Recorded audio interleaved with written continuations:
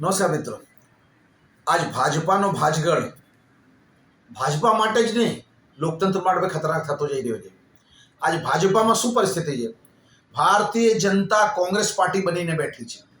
Bharatiya Janata Congress party ક્યારે રીતે કહી રહ્યા છે? આજ તમે જ્યાં જો, આજ દેવુસિંહ હોય તો એનો મૂળ શું છે? મિનિસ્ટર થઈ ગયા. એ પ્રમાણે તમે જોવા જાઓ, અમારા કોંગ્રેસના એક મજબૂત નેતા હતા કુંવરજી બાવળિયા, બલવંતસિંહ રાજપૂત, એટલે ઘણા બધા નેતા, કેટલા નામ લો એટલા ઓછા પડે, એ બધા જ સત્તામાં બેઠા છે. સામે ભાજપના ઓરિજિનલ કાર્યકર્તાઓની શું પરિસ્થિતિ છે? આજ તમે જોજો, હમણાં હાલમાં જ સાબરકાંઠામાં ભાજપમાં નવા આવેલા કોંગ્રેસના દોઢ વર્ષ પહેલા આવેલા નેતાના પરિવારના સભ્યને લોકસભાની ટિકિટ આપી દેવામાં આવી. સામે જૂના કાર્યકર્તાની ટિકિટ કાપી દેવામાં આવી. અને સાથે સાથે એનું પરિણામ એવું પણ આવ્યું કે સમસ્ત ભારતીય જનતા પાર્ટીના કાર્યકર્તાઓમાં એક ટાઈપનો વિરોધ ઉત્પન્ન થયો. ભારતીય જનતા પાર્ટીના તાસીર નથી, આ કલ્ચર નહોતું, પણ ક્યાંક કાર્યકર્તાઓ ફ્રસ્ટ્રેશન તો ખાલી જામનો કાર્યકર્તાઓ નથી. તમે જો હમણાં ત્યાં કને રમણભાઈ વોરા છે, રમણભાઈ વોરાએ પોતાના ચાલુ પ્રોગ્રામમાં ત્યાં કાર્યકર્તાઓ ઝઘડો કર્યો, સિનિયર એવા બહેનો હતા એનો જોડે અભદ્ર વ્યવહાર કર્યો. આ બધું શું કામ થઈ રહ્યું છે? ક્યાંક ભારતીય જનતા પાર્ટીના કાર્યકર્તાઓ ચરો ઉખડી રહ્યો છે. ક્યાંક એમની સત્તાનો લાભ જે મળવું જોઈએ એના કાર્યકર્તાઓને, મૂળ કાર્યકર્તાઓને, એની જગ્યા બહારથી આવેલા લોકોને લાભ મળી રહ્યો. ક્યાંક ભારતીય જનતા પાર્ટીનો આખો આયોજન, જે હાલની ભારતીય જનતા પાર્ટીની મેનેજમેન્ટ સિસ્ટમ છે, જે મેન નેતૃત્વ છે, એનું આયોજન કોંગ્રેસથી લાવીને લોકોને મોટે પાયે સત્તાનો ભાગીદાર બનાવો, એ લાગી રહ્યું, જેના કારણે કાર્યકર્તાઓ બહુ જ નારાજ છે. આજે તમે ભારતીય જનતા પાર્ટીના કોઈ પણ વિસ્તારમાં જાઓ, કોઈ પણ વિસ્તારમાં, જામનગરની ટિકિટ હોય, જુનાગઢની ટિકિટ હોય, પોરબંદરની ટિકિટ હોય, બાકી તો મૂકો, હમણાં આટલા સિનિયર પીઢી નેતા આપણા પુરુષોત્તમ રૂપાલા, એમણે કેવી વાત કરી? એણે બે સમાજને નારાજ કર્યા, દલિત સમાજને પણ નારાજ કર્યા અને ક્ષત્રિય સમાજને પણ નારાજ કર્યા. આટલા સિનિયર નેતા આવું ક્યારે બોલી રહ્યા છે? ક્યાંક ફ્રસ્ટ્રેશન જે છે, ફ્રસ્ટ્રેશન નેતાઓમાં, કાર્યકર્તાઓમાં અને ઓરિજિનલ ભારતીય જનતા પાર્ટીનો, જેનો પરિણામ એવું દેખાય, મને તો બહુ સ્પષ્ટ દેખાઈ રહ્યું છે કે જે રીતે આ બધું વાતાવરણ બની રહ્યું છે, ટૂંક સમયમાં આમ આદમી પાર્ટી બહુ જ મજબૂત નેતૃત્વ સાથે, બહુ જ મજબૂત કાર્યકર્તાઓ સાથે સેકન્ડ લાઈન ડેવલપ થઈ રહી છે અને ભવિષ્યની સત્તા એના પાસે આવી રહી છે. કારણ કે જે રીતે હાલની સત્તાધારી દળ પોતાના કાર્યકર્તાઓને ખુશ કરવામાં, એની મનની, એની કાર્ય કરવાની ઈચ્છા શક્તિને, એના કાર્યના મનોબળોને તોડીને અન્ય પક્ષથી આ લોકોને પ્રમોટ કરીને પ્રમાણિક બનાવી રહી છે, એ નુકસાન લાંબે ગાળે ભાજપાને મોટે પાયે થવાનો છે.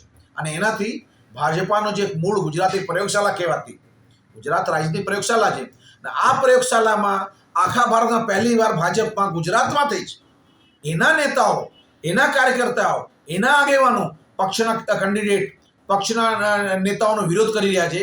ત્યારે ભાજપાને ખરા અર્થમાં પરિસ્થિતિ ડાઉન જઈ રહી છે. અને આજ 26/26ની વાત કરવાવાળા ગુજરાતના નરેન્દ્રભાઈ મોદી હોય, અમિત શાહ હોય, દેશમાં પ્રધાનમંત્રી બનવા નીકળ્યા, ત્યારે જો 26 સીટ ન લાવી શકતા હોય, જે વાતાવરણ સ્પષ્ટ દેખાય છે કે એમને હવે 24 સીટ શું, 20 સીટ મળે તોય ઘણું છે, એવી પરિસ્થિતિ થાય. તો એના મતલબ ભાજપા તૂટી રહી છે અને ભાજપાનું નુકસાન, ગુજરાતના નુકસાન, એટલે ગુજરાતની પ્રયોગશાળા, જે ભાજપ કહે છે ગુજરાતની પ્રયોગશાળા છે, ત્યાં સૌથી પહેલા વિફળ જઈ રહી છે આ ચૂંટણી.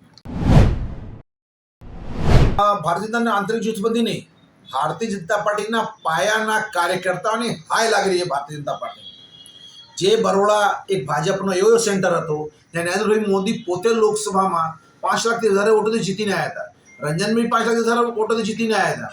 અને આજ પરિસ્થિતિ એવી છે કે જે ભાજપા એમ કહેતી હોય કે અમે 400 સીટો લાવશું ભારતમાં અને આપણે 5 લાખ વધારે લીડ લેશું, આ એના કેન્ડિડેટને બદલવા પડે છે. અને બદલે શેના કારણથી છે કે એના જ કાર્યકર્તાને કેન્ડિડેટ સ્વીકારતા નથી. આજ બરોડાની ઘટના છે, એ બહુ જ લાઈવ ઘટના છે, જ્યાંથી નરેન્દ્રભાઈ મોદી પોતે ચૂંટણી લડ્યા હોય અને એ સીટ ઉપર આજ પરિસ્થિતિ એવી થાય કે કેન્ડિડેટને બદલવું પડે.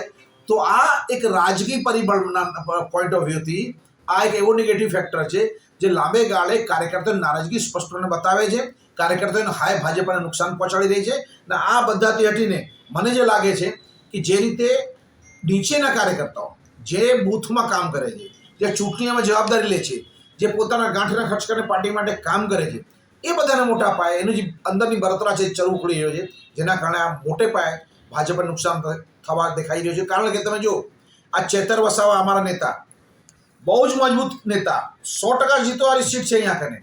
ભાજપને મજબૂરી કેવી આવી કે એમના પાસે કોઈ કેન્ડિડેટ એમને ન મળ્યો, એના સામે લડવાના એમ ખબર પડી જાય. એટલે છેલ્લે એમને હાલના કેન્ડિડેટ જે લોકસભાના ચાલુ સાંસદ હતા એને ટિકિટ આપી. આપણે જાણીએ છીએ ભાજપને ખબર છે કે 100% હારે છે એમના કેન્ડિડેટ, તો એને જ ઉતાર્યું, કારણ કે એના પાસે હવે બીજા કોઈને નામ આપે તો બહુ મોટો બવાલ થઈ શકે એવું હતું. એટલે એમણે છેલ્લે પોતાના જ એવા કેન્ડિડેટને ટિકિટ રિપીટ કરી જે જીતવાની કોઈ શક્યતા નથી. અને ચૈતર વસાવા એટલા મજબૂતીથી આદિવાસી સમાજનો અવાજ ઉપાડી રહ્યો છે, આદિવાસી હીરો છે. આજ એક પરિસ્થિતિ એવી થઈ ગઈ છે કે જે તે સમયે જે રીતે આંદોલનોમાં બિરસા મુંડાએ કામ કર્યું હતું પોતાના સમાજ માટે, એવો જ કામ ચૈતર વસાવા આજે એના સમાજ માટે કરી રહ્યો છે. એ ચૈતર વસાવા આજ ગુજરાતમાં આદિવાસીનો એક ચહેરો બની ગયો છે.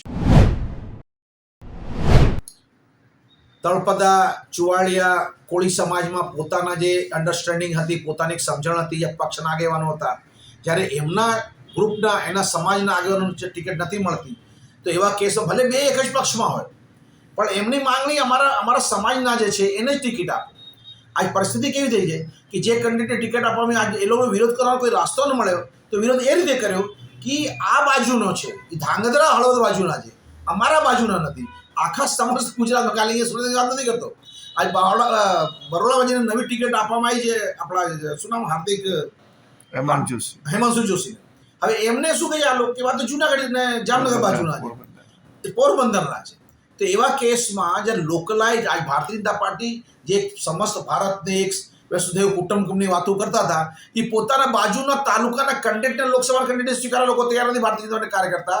આ જ પરિસ્થિતિ બતાવે છે કે ભારતીય જનતા અંદરથી જબરદસ્ત ચરવું ઉપડી રહ્યો છે. મને તો એ પણ ભય અને પરિસ્થિતિ દેખાય છે જે મારા વિઝનમાં, કે ભારતીય જનતા કાર્યકર્તા ચૂંટણી સુધી એટલા બધા ઢીલા ન પડી જાય કે પ્રચાર કાર્ય પણ બંધ કરી. લોકતંત્રમાં સત્તા પક્ષ હોય વિપક્ષ હોય મજબૂત હોવું જોઈએ, અને એના દ્વારા લોકતંત્રને બચાવવા માટેની લડાઈ ચાલુ રહેવી જોઈએ.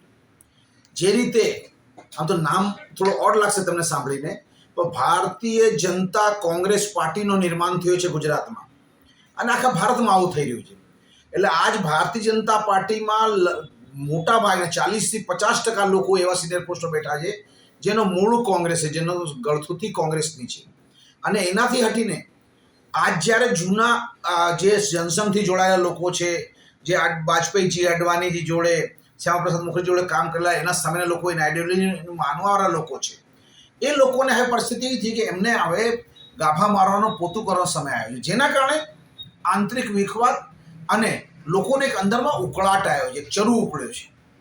આ બધાના પાછળ એવું છે કે જે રીતે ભારતીય જનતા પાર્ટીએ હમણાં નવો જે સંકલ્પ લીધો છે, દેખાય છે સંકલ્પ, તમે ધ્યાનથી જો ગુજરાતની રાજનીતિને, આપણે ગુજરાતની જ્યારે વાત કરતા હોઈએ, ગુજરાતીની વાત કરીએ ત્યારે તમને કહું કે જે રીતે ગુજરાતના કોંગ્રેસ પક્ષના લોકોને સત્તામાં કેમ ભાગીદાર બનાવો, એના માટે જે ભારતીય જનતા પાર્ટી એક નવો એક વિભાગ, એક વર્ગ ઊભો થયો છે, જે વધારે વધારે કોંગ્રેસના લોકોને લાવીને સત્તા આપવા માંગે છે.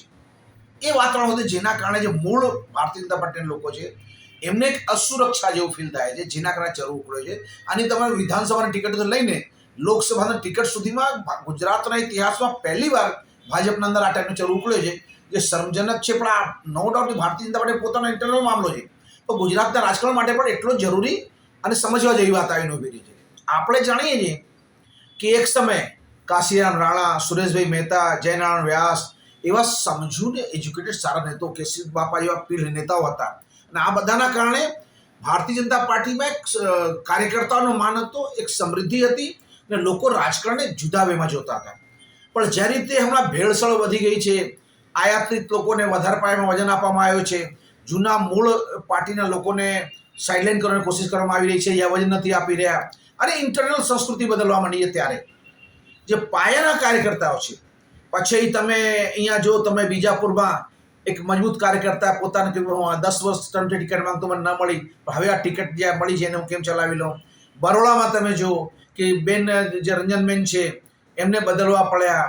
પછી જે નવા લાયા એનો પણ હમણાં વિરોધ ચાલી રહ્યો, એકદમ સિસ્ટમેટિક વિરોધ ચાલી રહ્યો છે કે અમારા અહીંયાના નથી.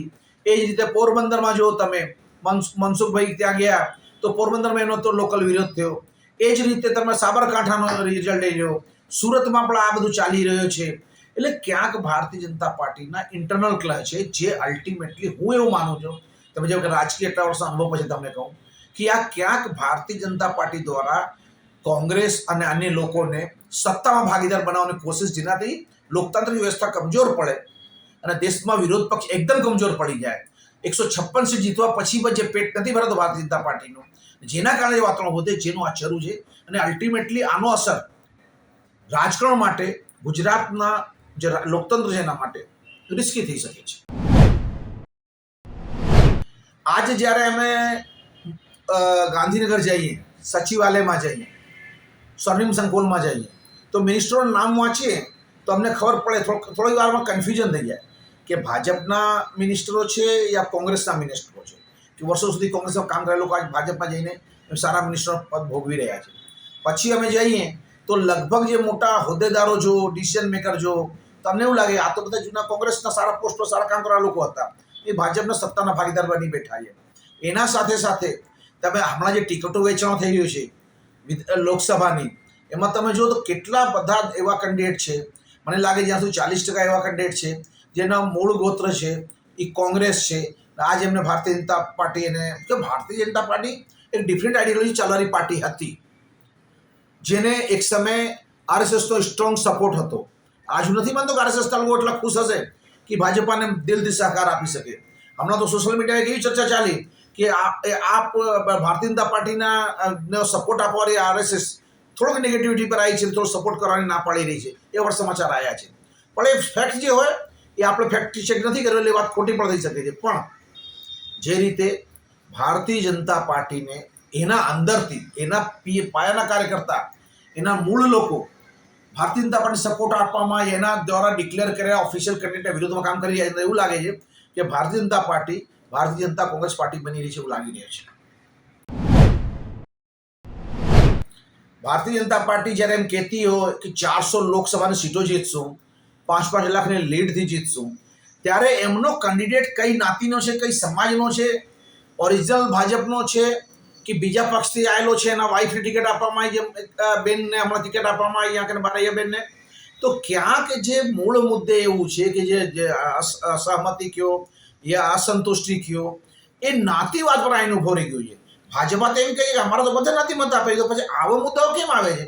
એટલે ક્યાંક ભારતીય જનતા પાર્ટીના અંદર પાયાના કાર્યકર્તા યા એવા નેતાઓ જે સત્તાની લડાઈ લડી રહ્યા છે.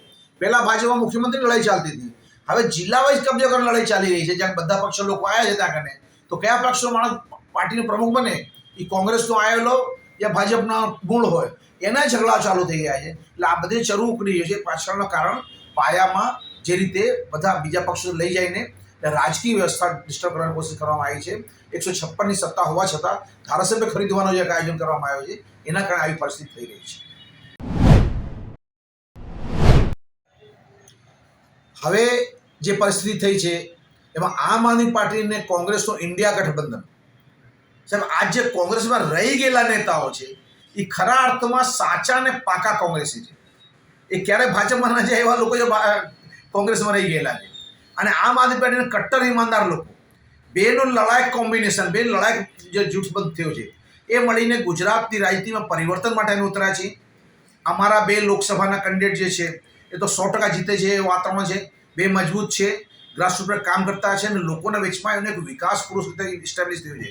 આજ તમે સમજો અમારા ભાવનગરના કેન્ડિડેટ છે ઉમેશ મકવાણા, એના વિસ્તારમાં જાઓ તો લોકો કહે ભાઈ અમારા આટલા કામ એમણે કર્યા, બીજા કોઈ સુધી એમએલએ નથી કર્યા, એ સાંસદ બનશે તો કેટલું કામ કરશે. આજે આપણો ચેતર વસાવા છે, ચેતર વસાવામાં તમે વિસ્તારમાં જુઓ તો ગામે ગામે છીએ છે કે ચેતર જ ચાલે, બીજો કોઈ ના ચાલે, ચેતર ચાલે. પછી એના સમાજના મિટિંગો હોય યા જાહેર લોકોને પૂછો, લોકલ નેતા લોકોને પૂછો, બધા એમ કે ચેતર જ ચાલે. એ જ રીતે કોંગ્રેસ પણ આ ફેરા નવા ચહેરાનો એક્સપેરિમેન્ટ કરી રહી છે અને ઘણા સારા સારા ચહેરાનો એક્સપેરિમેન્ટ કરી રહી છે. તો એવું મને લાગે છે કે 2 પક્ષોનો જે જૂથબંધન છે એ ગુજરાતમાં એક મોજેર પરિવર્તન તરફ લઈ જશે. ભારતની રાજનીતિની પ્રયોગશાળા ગુજરાત ભાજપને પડતીનો એક દોર ચાલુ કરશે.